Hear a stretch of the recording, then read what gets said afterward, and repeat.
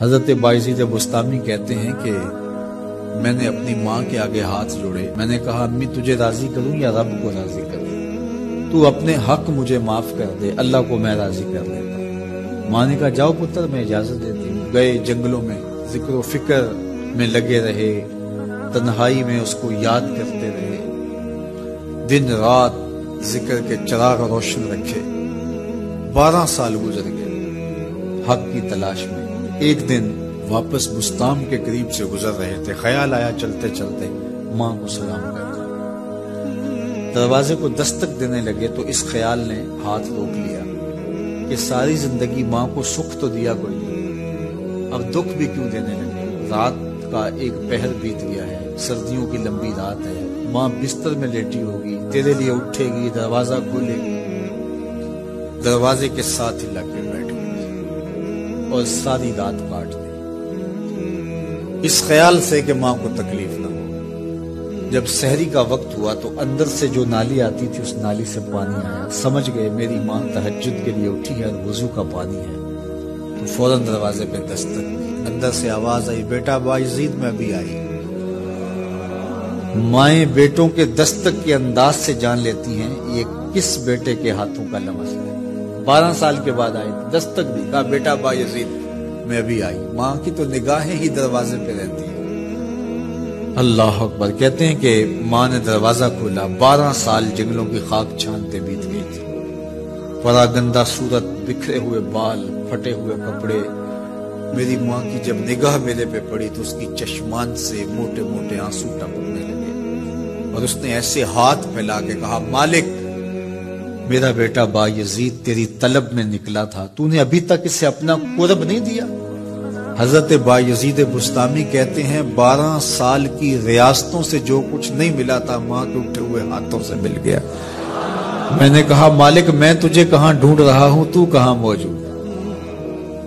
تو ماں باپ کی رضا اللہ کی رضا کا دروازہ کھولتی ہے۔ جن لوگوں کے ماں باپ ناراض ہیں اور وہ جا کے پیر صاحب کی خدمت کرتے ہیں اور میاں ماں کے قدم چھو، باپ کی ٹانگیں دباؤ، ان کی خدمت کرو، تمہارے پہلے مرشد وہ ہیں، ان کو راضی کرو، پھر کسی شیخ کامل کی صحبت میں آنا، دیکھو کیسے دل کی بند کھڑکیاں کھلتی ہیں۔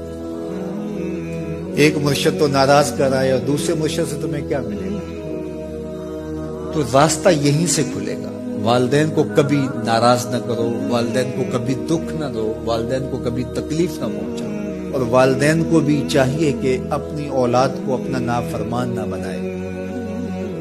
ایک بزرگ فرماتے ہیں کہ مجھے برابر 30 سال ہو گئے ہیں کہ میں اپنی اولاد کو کوئی حکم ہی نہیں دیا، کوئی حکم نہیں دیا۔ کوئی چیز مجھے چاہیے بھی ہوتی ہے تو میں بصیغہ امر نہیں کہتا، بلکہ ایسی بات کر رہی ہوں، پانی چاہیے تو یہ نہیں کہتا بیٹا پانی لے کر آؤ، میں ویسے کہتا ہوں پیاس لگی ہوئی ہے، تو اگر وہ سمجھ جائے اور وہ خود لے آئے تو اچھی بات ہے، لیکن اگر وہ نہ لائے تو میں نے اس کو حکم ہی نہیں دیا، امر ہی نہیں کیا، تو اس امر کی مخالفت ہی لازم نہیں آئے گی۔ تو کہا 30 سال برابر گزر گئے ہیں، میں نے اپنی اولاد کو حکم نہیں دیا کہ کہیں وہ میری نافرمان نہ ہو جائے، کیونکہ اگر وہ نافرمان ہو گئی پلے کچھ نہیں رہے گا۔